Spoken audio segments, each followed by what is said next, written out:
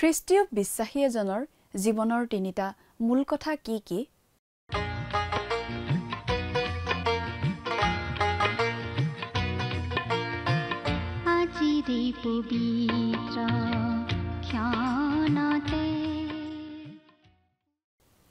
নমস্কাৰ, ভক্তিবচন অনুষ্ঠানলৈ আপোনাক স্বাগতম জনাইছো। বাইবেল অধ্যয়নৰ এই ধাৰাবাহিক অসমীয়া অনুষ্ঠানটো খ্ৰীষ্টীয় বিশ্বাসী লোকসকলৰ বাবে বিশেষভাৱে প্ৰস্তুত কৰা হৈছে। এই অনুষ্ঠানটো নিয়মিতভাৱে শুনি থাকিলে আমাৰ দৰ্শকসকলে গোটেইখন বাইবেল চোৱাৰ আৰু বুজি পোৱাৰ এটা সুযোগ লাভ কৰিব পাৰিব। প্ৰতিজন খ্ৰীষ্টীয় বিশ্বাসীৰ বাবে এইটো এটা উপযোগী অনুষ্ঠান হওক, এয়ে আমাৰ কামনা।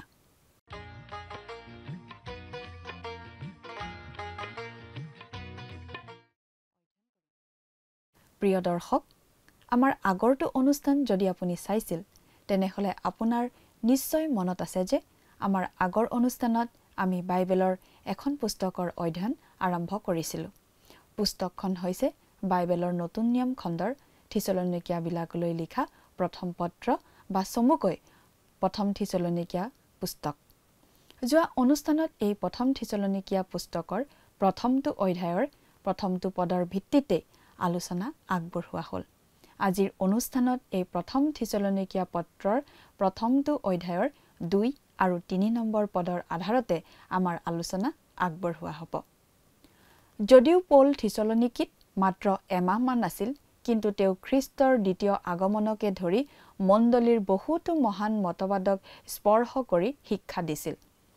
পৌলে স্পষ্টভাৱে বিশ্বাসীসকলৰ বাবে খ্ৰীষ্টৰ দ্বিতীয় আগমনৰ ওপৰত গুৰুত্ব আৰোপ কৰিছিল আৰু খ্ৰীষ্টৰ প্ৰত্যাৱৰ্তন অচিৰেই হ'ব বুলি শিকাইছিল।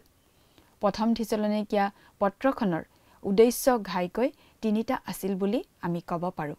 1 নম্বৰত নতুন বিশ্বাসীসকলক শুভবাৰ্তাৰ মৌলিক সত্যতা নিশ্চিত কৰা। 2 নম্বৰত পবিত্ৰ জীৱন কটাবলৈ তেওঁলোকক উদগোৱা আৰু 3 নম্বৰত খ্ৰীষ্টৰ পুনৰাগমনৰ বিষয়ে তেওঁলোকক সান্তনা দিয়া। খ্ৰীষ্টীয় মণ্ডলীত দুটা পৰিস্থিতিৰ সৃষ্টি হ'ব পাৰে যাৰ ফলত মণ্ডলী ক্ষতিগ্ৰস্ত হ'ব পাৰে।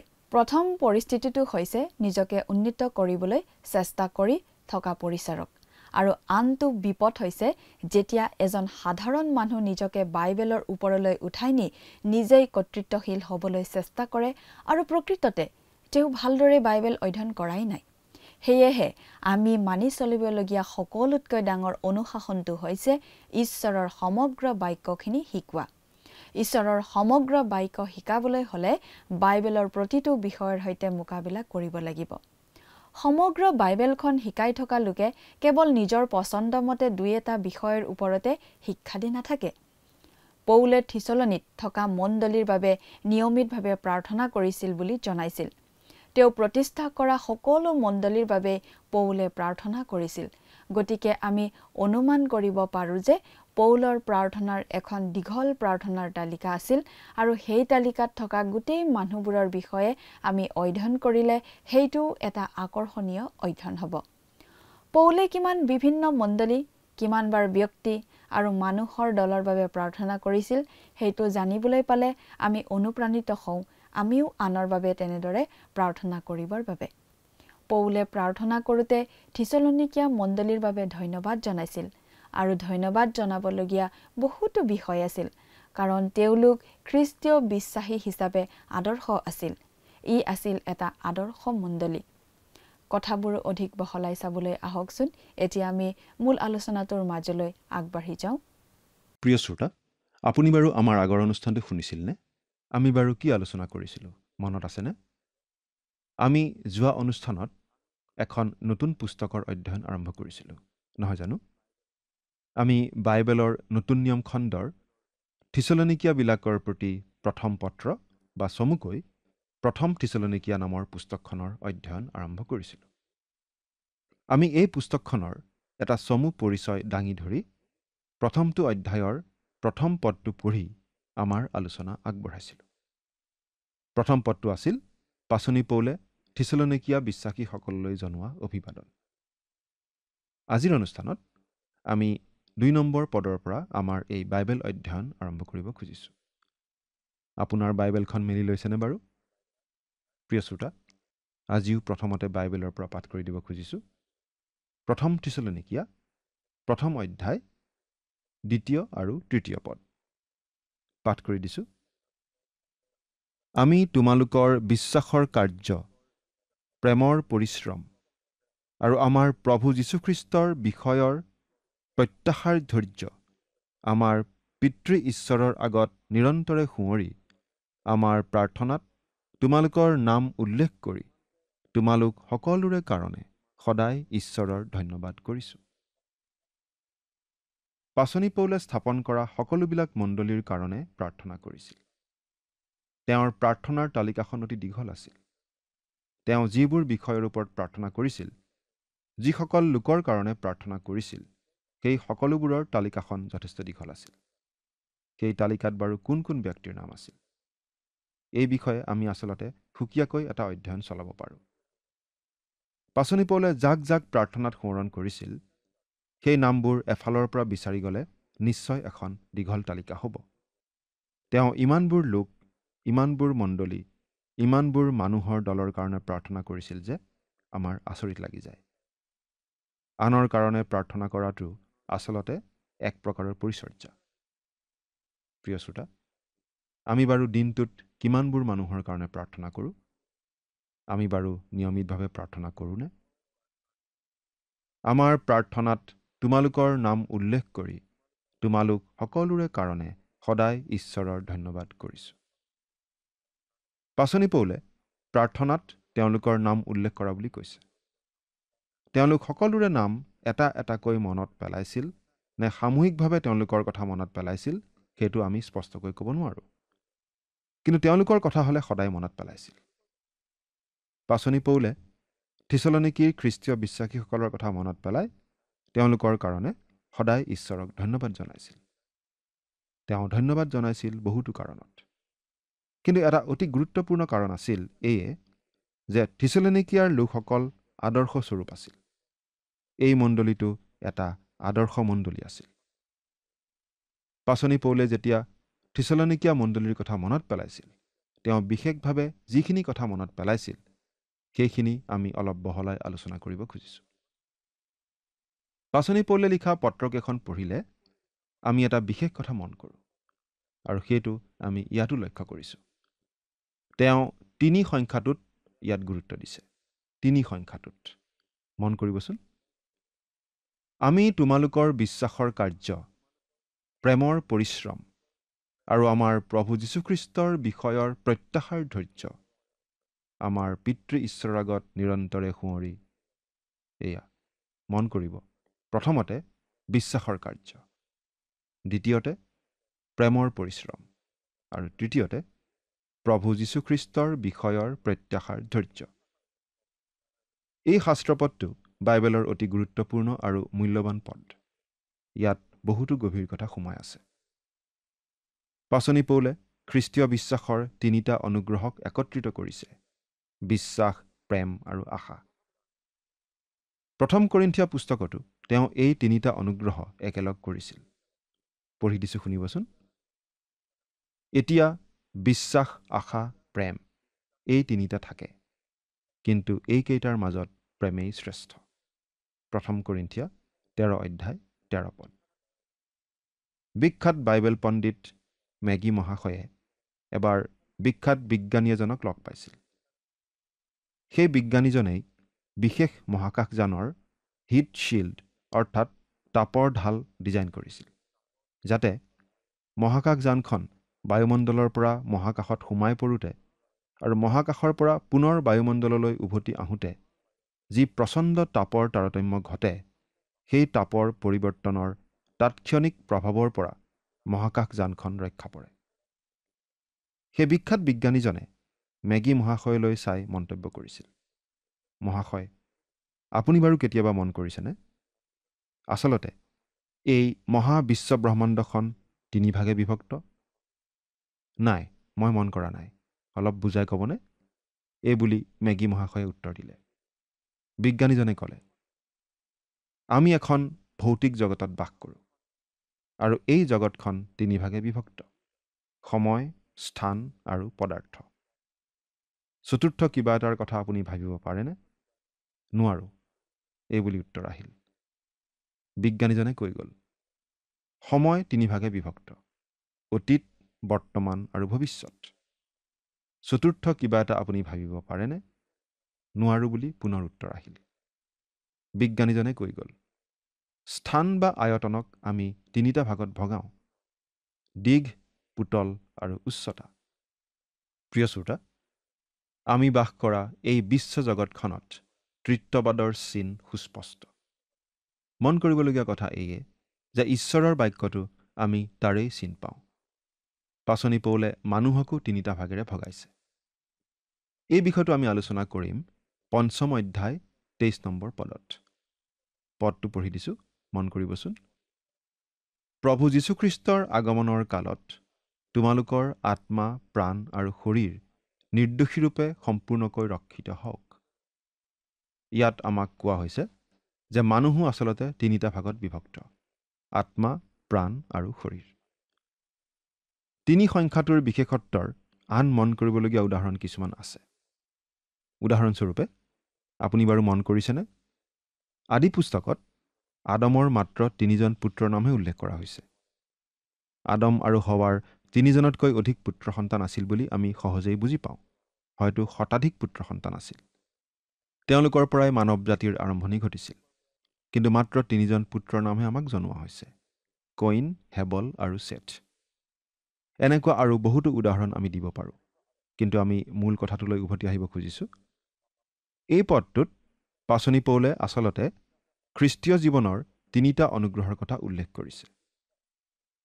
অতীতটো হৈছে বিশ্বাসৰ কাৰ্য, বৰ্তমানটো হৈছে প্ৰেমৰ পৰিশ্ৰম, আৰু ভৱিষ্যতটো হৈছে প্ৰত্যাশাৰ ধৈৰ্য। এয়েই হৈছে খ্ৰীষ্টীয় বিশ্বাসীজনৰ জীৱন কাহিনী আৰু খ্ৰীষ্টীয় জীৱনৰ সদ্যস্থিত, স্থায়ী আৰু অনন্তকলীয়া বিশেষত্ব: বিশ্বাস, প্ৰেম আৰু আশা। এইকেইটা আমি হাতেৰে স্পৰ্শ কৰি চাব পৰা, চকুৰে চাব পৰা বা শুনিব পৰা বস্তু নহয়। এনেকুৱা লাগে এইবোৰ যেন আকাশত থকা বস্তু আৰু আমি আছোঁ মাটিত। আমি বাৰু এই বিষয়কেইটাক ঊৰ্ধৰ পৰা নমাই আনি, তত্ত্বৰ মাজৰ পৰা উলিয়াই আনি কেনেকৈ এই পৃথিৱীৰ মাটিলৈ আৰু আমাৰ জীৱনৰ বাস্তৱতালৈ লৈ আনিব পাৰোঁ? ইয়াত আমাৰ প্ৰশ্নটো হ'ল, এই বিষয়কেইটাক অৰ্থাৎ এই বিমূৰ্ত শব্দকেইটাক আমি বাৰু কিবা প্ৰকাৰে মূৰ্ত ৰূপ অৰ্থাৎ সকলোৱে দেখা আৰু অনুভৱ কৰিব পৰা ৰূপ এটা কেনেকৈ দিব পাৰোঁ? পাচনি পৌলে এই শব্দ 3টা কোনোবা অজান দেশৰ পৰা আনি যেন আমাৰ এই ধূলিমাকতিৰে ভৰা আলিবাটত খোজ কঢ়াই দিলে। এই কামটো তেওঁ কেনেকৈ কৰিছে মন কৰকচোন। বিশ্বাসৰ কাৰ্য, প্ৰেমৰ পৰিশ্ৰম আৰু প্ৰত্যাশাৰ ধৈৰ্যৰ পাছতে তেওঁ থিছলনিকীয়া বিশ্বাসীসকলৰ জীৱনৰ 3টা বিশেষ খোজ উল্লেখ কৰিছে। তোমালোকে প্ৰতিমাবোৰৰ পৰা ঈশ্বৰলৈ পালতিলা। এইটো হৈছে বিশ্বাসৰ কাৰ্য। জীৱনময় সত্য ঈশ্বৰৰ সেৱা কৰিবলৈ। এইটো হৈছে প্ৰেমৰ পৰিশ্ৰম। তেওঁৰ পুত্ৰ যি যীশু, তেওঁ স্বৰ্গৰ পৰা অহালৈকে অপেক্ষা কৰিবলৈ। এইটো হৈছে প্ৰত্যাশাৰ ধৈৰ্য। বিশ্বাসৰ কাৰ্য বুলি ক'লে আমাৰ অলপ আচহুৱা যেন লাগে, কাৰণ আমাক কোৱা হৈছে অনুগ্ৰহেৰে বিশ্বাসৰ দ্বাৰাই তোমালোকে পৰিত্ৰাণ পালা, আৰু সেয়ে তোমালোকৰ পৰা নহয়, ঈশ্বৰৰহে দান। কোনেও যেন শ্লাঘা কৰিব নোৱাৰে, এই নিমিত্তে সেয়ে কৰ্মৰ পৰাও নহয়। ইফিচিয়া 2:8-9 তথাপি ইয়াত আমাক বিশ্বাসৰ কাৰ্য বুলি কোৱা হৈছে। আচলতে জাকুব আৰু পৌলৰ মাজত যে মতবাদৰ পাৰ্থক্য নাই, সেই কথাটো ইয়াত প্ৰকাশ পাইছে। জাকুবে লিখিছে, কিন্তু কোনোৱে ক'ব তোমাৰ বিশ্বাস আছে আৰু মোৰ কৰ্ম আছে। বাৰু, তেন্তে বিনা কৰ্মেৰে তোমাৰ বিশ্বাস মোক দেখুওৱা, আৰু মই মোৰ কৰ্মৰ দ্বাৰাই তোমাক বিশ্বাস দেখুৱাম। জাকুব 2:18 এয়ে হৈছে বিশ্বাসৰ কৰ্ম। এনেদৰেই কামৰ মাজেদি আনৰ আগত বিশ্বাস প্ৰদৰ্শন কৰা হয়। আমি যদি প্ৰভু যীশুত বিশ্বাস স্থাপন কৰিছোঁ, সেই বিশ্বাস আমাৰ কৰ্মৰ মাজেদি প্ৰকাশ পাই উঠিবই লাগিব। বিশ্বাস হৈছে ঈশ্বৰৰ বাক্যৰ প্ৰতি মানুহৰ আত্মাৰ সঁহাৰি। যেতিয়া কোনো মানুহে ঈশ্বৰৰ বাক্যৰ প্ৰতি সঁহাৰি দিয়ে, তেওঁ বিশ্বাসৰ খোজ লয়। এই বিষয়ে পাচনি পৌলে 2 কৰিন্থিয়া 5 অধ্যায় 7 পদত লিখিছে। 2 কৰিন্থিয়া 5 অধ্যায় 7 পদ। আমি দেখাৰ দ্বাৰাই নচলি বিশ্বাসৰ দ্বাৰাই চলিছোঁ। প্ৰভু যীশুৱেও এই কথাকে কৈছিল। তাতে তেওঁলোকে তেওঁক সুধিলে, ঈশ্বৰৰ মনোনীত কৰ্ম কৰিবলৈ আমি কি কৰিব লাগে? যীশুৱে উত্তৰ দি তেওঁবিলাকক ক'লে, ঈশ্বৰে যিজনক পঠালে তেওঁত বিশ্বাস কৰাই ঈশ্বৰৰ মনোনীত কৰ্ম। যোহন 6 অধ্যায় 28 আৰু 29 পদ। যীশুৱে আমাক কৈছে, আমি বিশ্বাসৰ দ্বাৰাহে ঈশ্বৰৰ ওচৰলৈ আহিব পাৰোঁ, আমাৰ কৰ্মেৰে নহয়। আৰু এই বিশ্বাস আমাৰ কৰ্মৰ মাজেদি প্ৰকাশ পাব।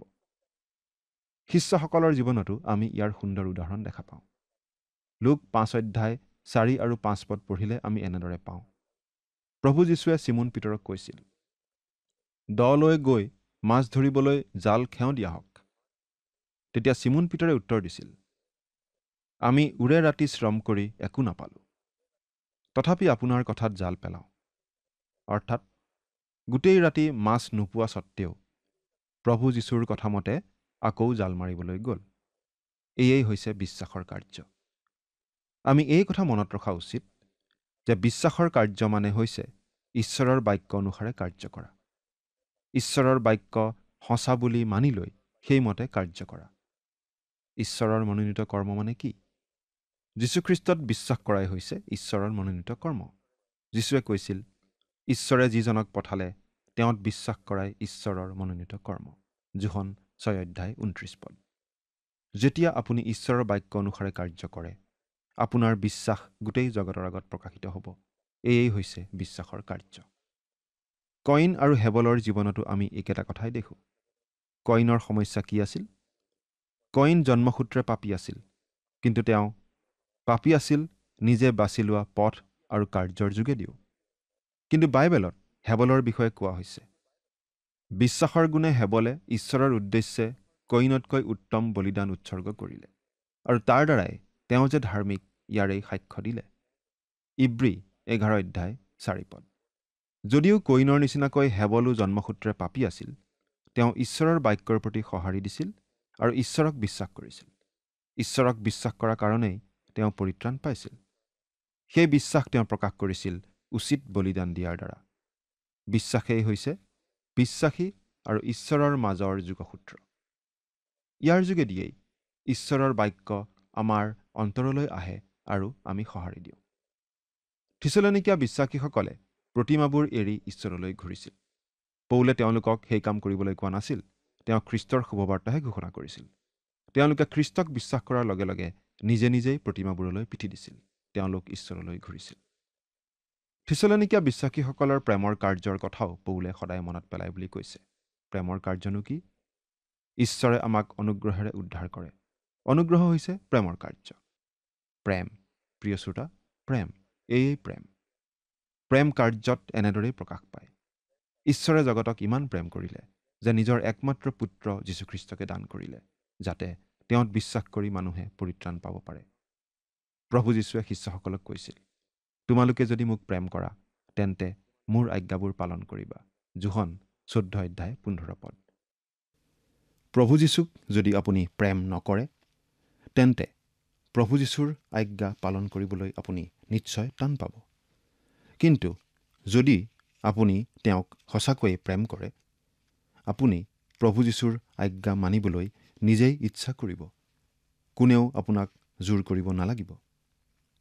প্ৰিয় শ্ৰোতা, এই কথা আমি বাৰে বাৰে উল্লেখ কৰি আহিছোঁ যে ঈশ্বৰৰ প্ৰতি যি প্ৰেম, সেই প্ৰেম প্ৰকাশ পাই উঠিব লাগে ঈশ্বৰৰ প্ৰতি আমাৰ বাধ্যতাৰ যোগেদি, আমাৰ কামৰ যোগেদি।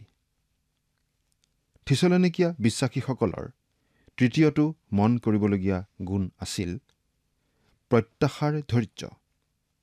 প্ৰত্যাশাৰ ধৈৰ্য। তেওঁলোকে প্ৰভু যীশুখ্ৰীষ্টৰ পুনৰ আগমনৰ দিনটোলৈ আশাৰে ধৈৰ্য ধৰি বাট চাই আছিল। সকলো মানুহেই ভৱিষ্যতৰ কিবা এটা আশা লৈ জীয়াই থাকে। আশাই মানুহক আগবঢ়াই লৈ যায়। এই কথা আমি সকলোৱেই জানো। প্ৰভু যীশুখ্ৰীষ্টৰ পুনৰ আগমনৰ আশা হৈছে প্ৰতিজন খ্ৰীষ্টিয়ানৰ বাবে গৌৰৱময় আশা। এই আশাৰেই খ্ৰীষ্টীয় বিশ্বাসী প্ৰতিজন লোকে ধৈৰ্য সহকাৰে নিজৰ জীৱন কটাব পাৰে। ধৈৰ্যৰ কথাটো যে আমি কৈছোঁ, ইয়াৰ কাৰণ আছে। কাৰণ খ্ৰীষ্টীয় বিশ্বাসী হিচাপে এই পৃথিৱীত জীৱন কটোৱাটো আচলতে সহজ নহয়। খ্ৰীষ্টীয় বিশ্বাসী হিচাপে কোনো লোকে যদি প্ৰকৃত বিশ্বাসী হিচাপে এই পৃথিৱীত জীৱন কটাব খোজে, তেনেহ'লে এই জগতৰ ফালৰ পৰা তেওঁ পদে পদে বাধা বিঘিনি আদি পাবই। হয়তো তেওঁৰ ওপৰলৈ শাৰীৰিকভাৱে নানা ধৰণৰ তাৰণা ক্লেশ আহিব পাৰে। শাৰীৰিকভাৱে নহ'লেও মানসিকভাৱে বা আন যিকোনো প্ৰকাৰে নানা ধৰণৰ দুখ কষ্ট আদি তেওঁৰ জীৱনলৈ আহিব পাৰে। জ্বলন্ত জুইৰ মাজেৰে গতি কৰাৰ নিচিনা তেওঁৰ মাজে মাজে লাগিব পাৰে। এই জীৱন কেতিয়া শেষ হ'ব এনেকুৱাও হয়তো কেতিয়াবা তেওঁৰ লাগিব পাৰে। আৰু এনেকুৱা ধৰণৰ এটা জীৱনৰ মাজেদি আমি পাৰ হৈ যাব লাগিব বুলি আনকি প্ৰভু যীশুৱেও কৈ থৈছে। প্ৰভু যীশুত বিশ্বাস স্থাপন কৰা মানে জীৱনটো কোনো দুখ কষ্ট নথকা জীৱন হৈ পৰিব বুলি আমাক কেতিয়াও বাইবেলত কোৱা হোৱা নাই। বৰং প্ৰভু যীশুত বিশ্বাস কৰা লোকসকলে জগতৰ দ্বাৰা ঘৃণিত হৈ নানা ধৰণৰ ক্লেশ তাৰণা পাব বুলিহে প্ৰভু যীশুৱে কৈ থৈছে। তেওঁ কৈছিল যে তোমালোকক যদি কোনোবাই ঘৃণ কৰে, তেতিয়া তোমালোকে জানিব লাগে যে তোমালোকক ঘৃণ কৰাৰ আগতে জগতে মোকেই ঘৃণালে। প্ৰভু যীশুকেই যি জগতে ঘৃণ কৰি ক্ৰুচত দিলে, সেই জগতে প্ৰভু যীশুৰ বিশ্বাসীসকলক নিশ্চয় কেতিয়াও ভাল ব্যৱহাৰ নকৰে। সেইবাবে প্ৰতিজন খ্ৰীষ্টীয় বিশ্বাসীয়ে এই পৃথিৱীত খ্ৰীষ্টীয় বিশ্বাসী হিচাপে বাস কৰোঁতে যেতিয়া নানা ধৰণৰ দুখ কষ্ট আদিৰ সন্মুখীন হ'ব লগা হয়, তেতিয়া তেওঁ ধৈৰ্য ধৰাৰ প্ৰয়োজন হৈ পৰে। ধৈৰ্য ধৰি থাকিবলগীয়া হয়।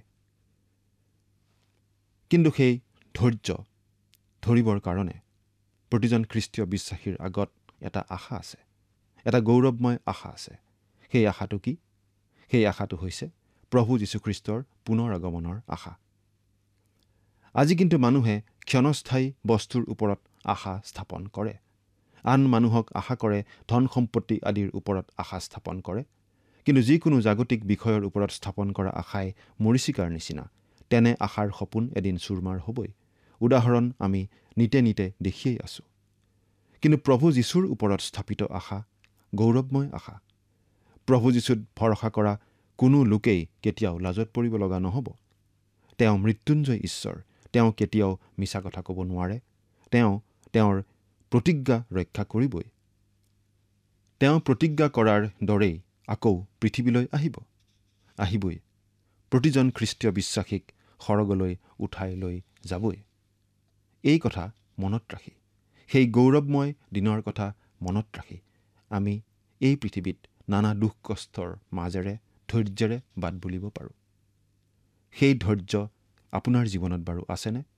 সেই গৌৰৱময় আশাৰ নিশ্চয়তা আপোনাৰ জীৱনত বাৰু আছেনে? প্ৰভু যীশুত বিশ্বাস স্থাপন কৰা প্ৰতিজন লোকৰ হৃদয়ত সেই নিশ্চয়তা থাকে। আপোনাৰ আছেনে? চিন্তা কৰি চাওকচোন। ঈশ্বৰে আপোনাক আশীৰ্বাদ কৰক। আমেন।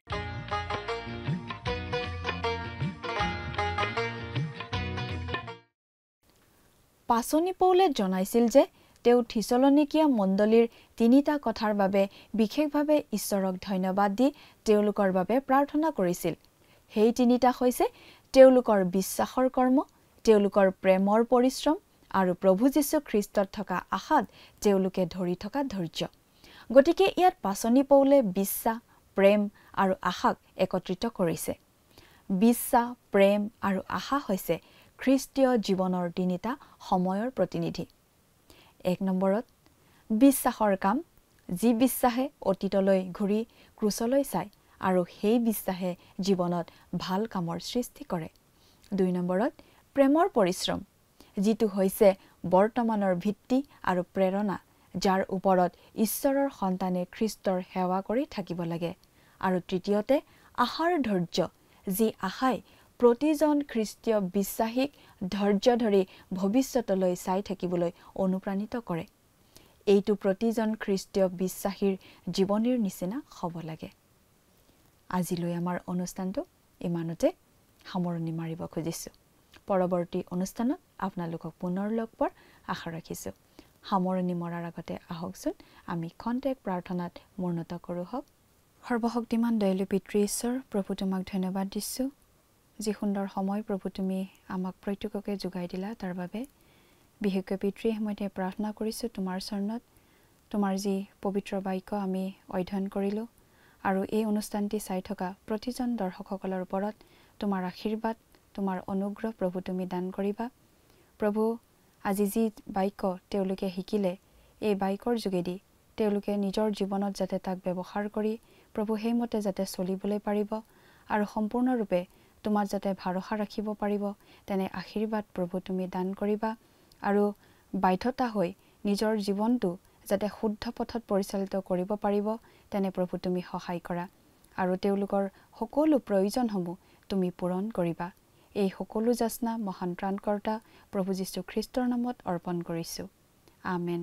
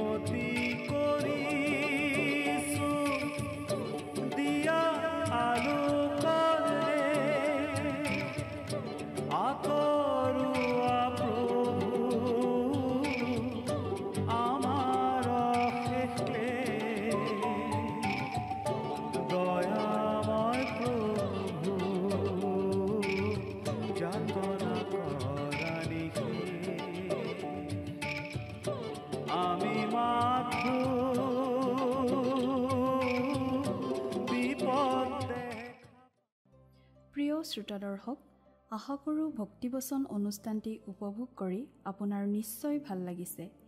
এই বিষয়ে আপোনাৰ মতামত জানিব পাৰিলে আমি নথৈ আনন্দিত হ'ম।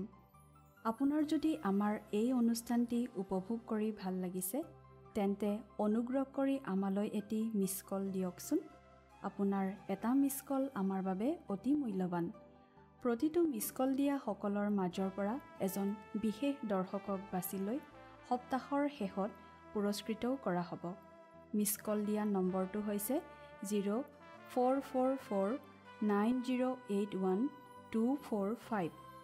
আপোনাৰ যদি কিবা প্ৰাৰ্থনাৰ বিষয় থাকে বা অধিক জানিবলৈ ইচ্ছা কৰে, তেন্তে টেলিফোনৰ মাধ্যমেৰেও আমাক যোগাযোগ কৰিব পাৰে। আমাৰ টেলিফোন নম্বৰটো হৈছে 7429840242।